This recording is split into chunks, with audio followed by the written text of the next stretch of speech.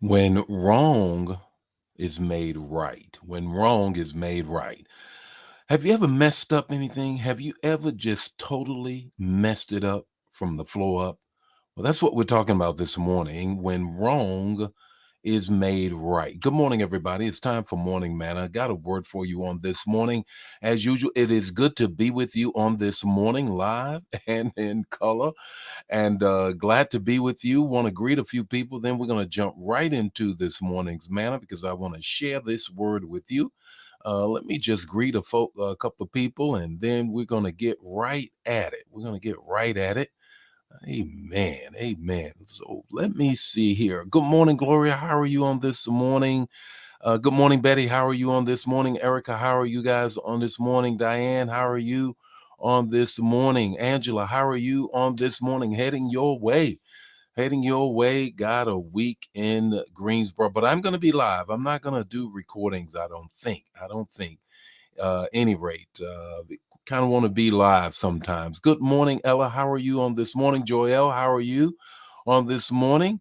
What a wonderful morning it is. I just want to ask the question before we get into it. Have you ever messed up from the floor up? Have you ever just made a mess of it? Put it in the chat area. Put it in the chat area. If you've ever just messed up, I mean beyond your ability to clean it up, to fix that thing. That's what we're going to talk about this morning. If that has been you, I mean, when you look back at the things that you did, you'll look at it and say, "Oh my God, oh my God." Good morning, Gloria. Looking forward to the mid-year. All right, that's right. Amen. You're so correct. You're so correct. Who else? Who else? Gloria says you have definitely messed up. Good morning, Betty. How are you? Things are well with me.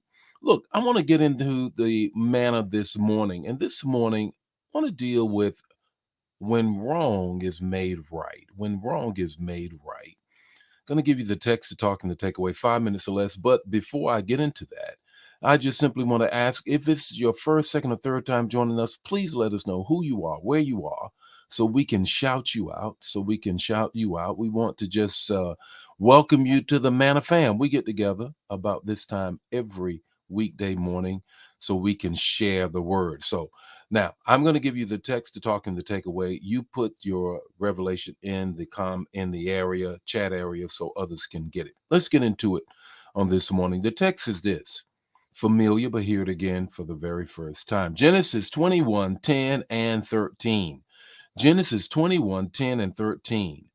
Sarah is talking, and she says that she told Abraham, get rid of that slave woman and her son.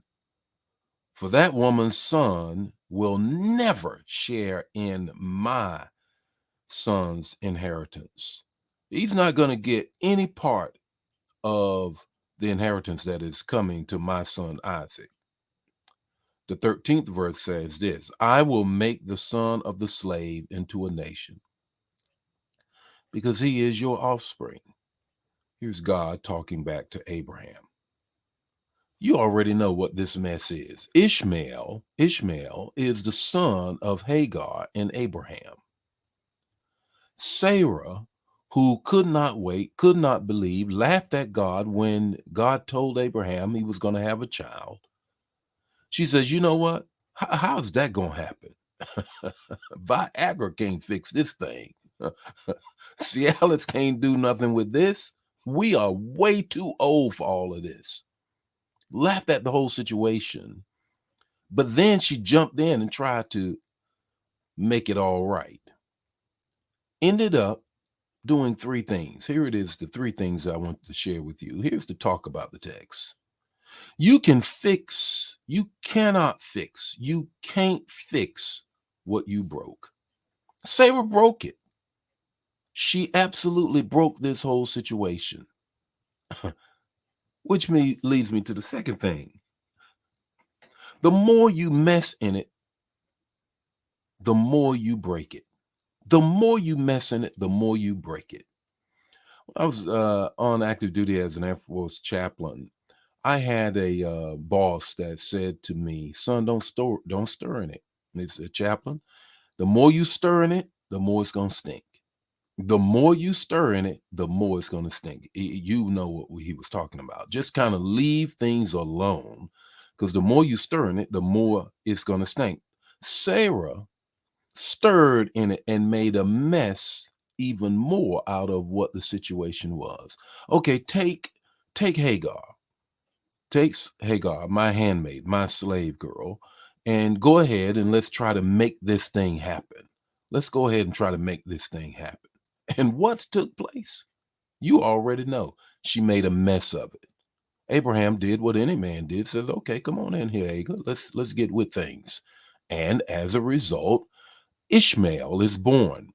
Ishmael then picks at Isaac, and it just never works out. Sarah says, get out of here. She made a mess of it. She broke it. She couldn't fix it. Here's the third thing I want you to grab hold of. Humanity cannot fix divinity. Humanity cannot fix divinity. What are you talking about? Isaac was the promise. God had already laid this thing out before the beginning of time. This was a divine destiny situation. Then humanity, Sarah, tried to get in there and make these things work out. What's your takeaway this morning as you reflect on some of the messes that you have made and I have made? Let go and let God. If you're in the middle of something right now and it just seemed like it ain't ever coming together, perhaps you need to let go and let God. The Lord be with you today. His face shine upon you and give you peace. Share this, man. If it bless you, bless somebody else. I'll see you tomorrow morning with more Morning Manna. God bless you. Bye now.